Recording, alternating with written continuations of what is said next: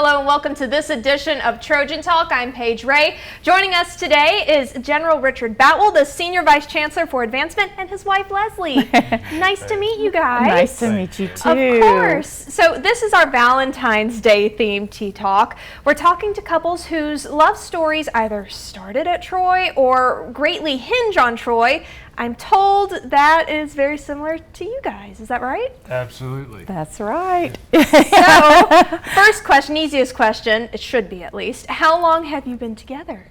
Coming up on 32 years. 32 years. Wow. Of marriage. And Yeah. then a year June of 8th is our, engagement. we were engaged a year. I think we actually met in 1989 and we started dating. We had a pretty short courtship, but then we were engaged for a year, and I like to joke it was back during the Top Gun days, and those ROTC people who had a pilot slot, every Friday they got to wear their flight suits, and I like to say I was just a girl who fell in love with a boy in a flight suit across the quad, and but then of course, get to know his character, and I fell in love with the man. But that wasn't too shabby. He looked really cute in his flight suit. That was a plus, right? Absolutely, absolutely. I love that. Yeah. So, you guys have been all over the country, right? 17 moves, is that what we said, honey? So. 17 moves, and I think about it like,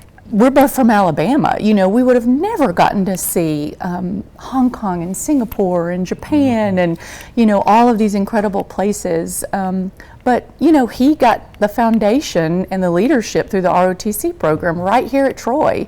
And, again, I just fell in love with the cuteness of the flight suit. I had no idea how it would enrich our lives as a family, this Air Force life.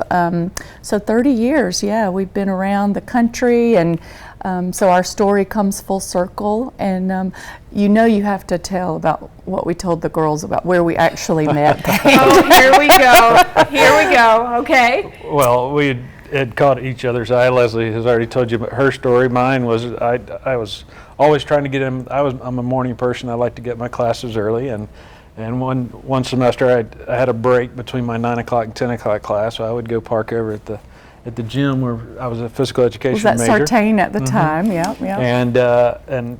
But I had the privilege of, when I got there, to see the folks that were going to the 9 o'clock class, and I saw Leslie and got to see her, but I'd never had the opportunity to meet her. And so one night, me and one of my ROTC friends were out at an unnamed establishment, and Leslie was out with some of her friends, and we noticed each other. We're having separate conversations about each other, and I told my friend, I said, if the opportunity comes up and she comes close, you need to introduce us, and he certainly did, and the conversation was very easy and energetic, and then.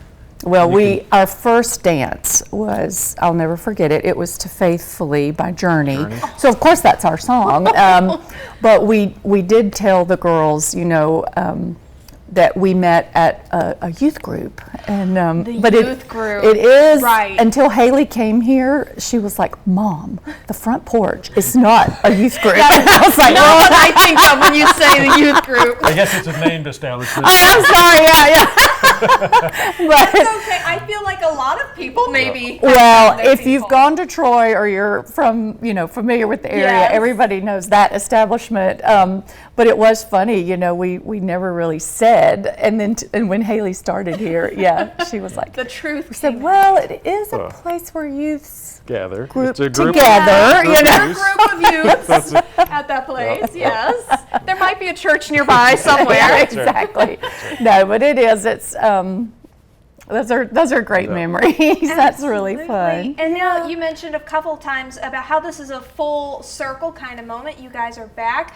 I feel like that just underscores how much you guys enjoy Troy and you love the university. Would you agree with that? Oh, absolutely. Absolutely. I attended 3 different universities. I was an aspiring baseball player, and sometimes it's not an easy path, and is probably due to my ability, but nonetheless, I got to experience 3 universities, and God led me where I was supposed to be. As much as I was resisting and trying to find it myself, I had the opportunity to come here, and just immediately, as soon as you step on campus, and when the teachers know you by name, and the chancellor calls you by name, first when he has no reason to remember your name, just that sense of family that a lot of universities use as a motto. It's a lifestyle here, and it was very evident from day one. Let me ask you this one last question. You know, a lot of people come to college, and some may not think about finding their person. Others, that's a hope when they get here. Right. What advice would you give people who are maybe starting a relationship or are looking for their person?